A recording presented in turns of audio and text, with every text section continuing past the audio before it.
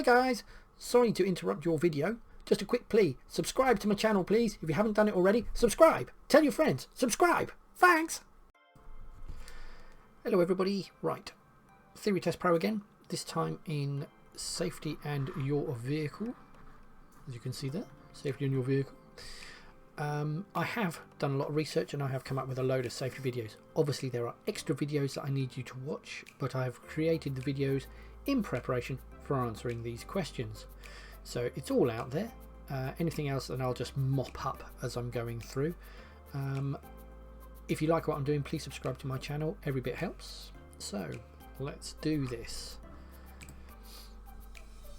How much more fuel will you use by driving at 70 miles per hour compared to driving at 30? Okay, this varies, as I said in my video with the driving economically thing. It varies somewhere between 15 and 30%.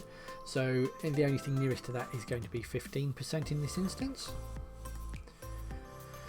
So your vehicle will use less fuel if you avoid heavy acceleration. The higher the revs, the more fuel you use. Using the same gear to cover the same distance, a vehicle travelling at 70 miles per hour will use about 15% more fuel than it would at 50. However, don't travel so slowly that you inconvenience or endanger other road users. Right you are. But if you go by the official government figures, that's 30%, so you know, we're looking 15 to 30. How can you reduce your environmental harm using or caused by motor vehicles? Let's have a look. Use it only for short duty. No, that's terrible. Don't service it. No. Drive fast and normal? No. Keep engine revs low? Yes. Watch the video. Low revs equals low fuel, which means low emissions. Next question. What will reduce fuel consumption? Driving more slowly will reduce more fuel consumption. Accelerating rapidly? No, that'll increase it. Late and heavy braking? Increase it. Staying in lower gears increases your revs and therefore you burn more fuel. So what will reduce it? Driving more slowly. Nice. Of course, remember, at any point you can always pause the videos and read these bits at the bottom if you want. But I have done a video all about driving economically, so go and watch it. What can cause excessive or uneven tyre wear? Right, so you've got suspension or brakes, basically. We'll muck that up. So let's have a look. Faulty gearbox, faulty braking system. That would do it. Electrical, no. Exhaust system, nah. So it's the brakes change the speed of the wheels, and the suspension affects how the wheels touch the floor. So it's going to be those two. That's what's going to burn it away. If you see that parts of the tread on your tyres are wearing before others, it may indicate brake suspension or wheel alignment fault. Regular servicing will help to detect faults at an early stage, and this will avoid the risk of minor faults becoming serious or even dangerous. So there you go. When will your vehicle use more fuel? Right, when its tyres are underinflated. Absolutely, that creates more rolling resistance and you will burn more fuel. That's for sure. When its tyres are different makes no difference. When its tyres are overinflated, no. When its tyres are new, no. So its tyres are underinflated. Out of those, that is the worst one. Lovely. And I've done loads of videos on that. Legal minimum tread depth on car tyres, 1.6 mil. You just have to learn that. Alright, there's no way of doing it. It's in my videos. Watch it. 1.6 mil. Central 3/4 of the tyre all the way around the entire circumference with no cuts or bulges on the tyre. Why is it important to wear suitable shoes when you're driving? So, to maintain proper control of the vehicle, basically. So you don't slip off pedals and things like that. So prevent wear on pedals? No. To maintain control. There you go. To enable you to adjust your seat? No. To enable you to walk for... Well, I mean, that's a extra helpy part, but the main reason is for control. When you're going to drive, make sure that you're wearing suitable clothing. Comfortable shoes will ensure that you have proper control of your foot pedals. Quite right. What can you do to reduce environmental damage caused by your vehicle? Let's see. Avoid using cruise control. No, that helps actually. Using the air conditioning whenever you drive. No.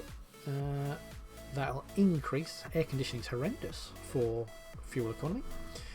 Use the gears to slow the vehicle. That will help actually. Avoid making a lot of short journeys. That is true. So what can you do to reduce environmental damage? That's the best one. Avoid making lots of short journeys. Yes. But that also does help. So avoid using your car for short journeys. On a short journey, the engine is unlikely to warm up fully and therefore be running less efficiently. This will result in your car using more fuel and emitting higher levels of harmful emissions. Just want to highlight this question to you. You've got use the gears to slow the vehicle. That will give you lots of engine braking, which will mean you're burning no fuel whatsoever.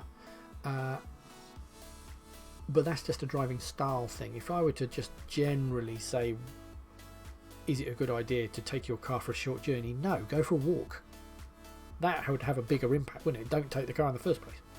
So avoid making short journeys. What he said. When should tyre pressures be checked? I highlighted this in my video. It's when the tyres are cold, because you don't want it affecting the heat of the tyres will change the temperature, or heat of the tyres will change the pressure in the tyres. So you must have them cold. So when should tyre pressures be checked? After a lengthy journey? No. After travelling at high speed? No. When the tyres are hot? No. When the tyres are cold? Yep. It's to do with atmospherics and heat generating, changing the pressures. You plan your route before starting a journey. Why should you also plan an alternative route? Okay, well, let's see. Your original route may be blocked. It may. I'll give you that. Your maps have different scales. That won't make any difference. You can still plan a route, no matter what scale is. You may find you have to pay a congestion charge. Well, you might, but you know, hey ho, don't take that route. You may get held up by a tractor. Well, you might. But I would say that, yeah, that's more generic. Is more sort of likely. These are, the others are too specific. We'll go with that. This is what I don't like about the theory test questions. A lot of them you think, well, that could be true. But let's see. It can be frustrating, worrying to find a planned route is blocked by roadworks or diversions. If you've planned an alternative, you'll feel less stressed and more able to concentrate fully on your driving or riding. If your original route is mostly on motorways, it's a good idea to plan an alternative route using non-motorway roads. Always carry a map with you in case you need to refer to it, or as we like to call them, phones, because they've all got maps in them. Make sure you park up first, switch the engine off, ask a friend. How can driving in an eco-safe manner help protect the environment? So that's driving gently with the accelerator, getting off the accelerator earlier, all that sort of stuff. So how can we help protect the environment? Through legal enforceable speed regulations? No. By increasing the number of cars on the road? No. Through increased fuel bills? No. By reducing exhaust emissions? Absolutely. Eco-safe driving reduces exhaust emissions. What's likely to happen if you put too much oil in your engine? Pressures will go up, you're going to get leaks. So let's have a look. Clutch pedal will lock, air intake will become locked, no. Time belt will slip, no. The oil seals will leak, yes. Like anything, put too much liquid in and ask it to do it, it bursts, right? You're carrying two 13-year-old children with their parents in your car. Who's responsible for seeing that children wear seatbelts? Anybody under 14 years of age. It's the driver's responsibility. No way, man. Wait, what? Well, I never. Interesting. If you're carrying passengers under 14 years old, it's your responsibility as the driver to ensure their seatbelts are fastened and they're seated in an approved child restraint. You have to arrive on time for an appointment. How should you plan your journey? I'm automatically thinking leave early. So allow plenty of time for the trip. Absolutely. Nice. Plan to travel at busy times? No, you're more likely to get caught up in traffic and be late. Avoid roads with national speed limit. What's that about? Prevent other drivers from overtaking. No, come on. Logic here, please. What a numpty. Got to allow plenty of time for unforeseen problems like punctures, breakdowns, road closures, diversions, delays. And you can just chill out. Get a coffee at the other end. Ooh, lovely. What does it mean if the electronic stability control indicator lamps light up while you're driving? It normally means the ESC system has activated. You need to calm down, son. And what that does is it's detecting that the car is skidding a little bit and it's changing which wheel it brakes or accelerates or does whatever. Okay. So normally that's whenever I see it, the ESC is. I would expect a red one if we had a fault, something like that. But an amber one. ESC is a computer-controlled technology that detects reduced traction and automatically makes corrective adjustments to prevent loss of control. The ESC lamp comes on to alert the driver that the system has activated and the car is approaching its handling limits. It's a powerful driver aid, but it can't save a car once its traction limits have been exceeded. Yeah, so if I get an amber one, that's normally a warning. Calm down. Red is normally terrible. What does eco-safe driving achieve? It achieves lower emissions, better fuel economy, things like that. So increased fuel consumption. No, that doesn't increase how much I drink. I should drink less actually. Improved road safety. It will, but let's see if there's a better one. Damage the environment. No, it's better for the environment. Increased. No.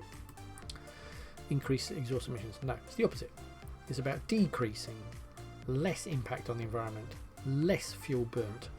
And because you're driving in a considerate and looking long, planning your route way, you will improve road safety. Well, that's just excellent. Marvellous. How can you avoid wasting fuel? Gentle acceleration, low revs. Or by having your vehicle serviced regularly. Da-da-da. There'll be more fuel economical, basically. By revving the engine in the lower gears? No. By keeping an empty roof rack on your car? No, that's horrendous, that is. That burns loads of fuel. By driving at higher speeds if possible? No. No, no, no. Remember, with all of these things, make sure you read the question properly. Legal minimum tread depth for tyres on a trailer or caravan? It's the same as a car, so it's 1.6. They're just trying to confuse you.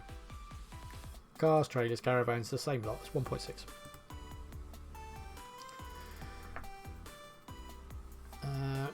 So trailers and caravans may be left in storage over winter months and tyres can deteriorate. It's important to check their tread depth and also their pressures and general condition. Legal tread depth of 1.6mm applies to the central 3/4 of the tyre over its entire circumference, all the way around. What can you achieve if you drive smoothly? I'm thinking 15% improvement in fuel economy, something like that. So reduction in journey times, no, it takes you a little bit longer, but fuel economy is better. So increase in fuel consumption, no. Reduction in fuel consumption, yes. Increase in journey times by about 15%, yeah. That. Because you won't necessarily increase your journey times. In some instances, you might actually get there quicker.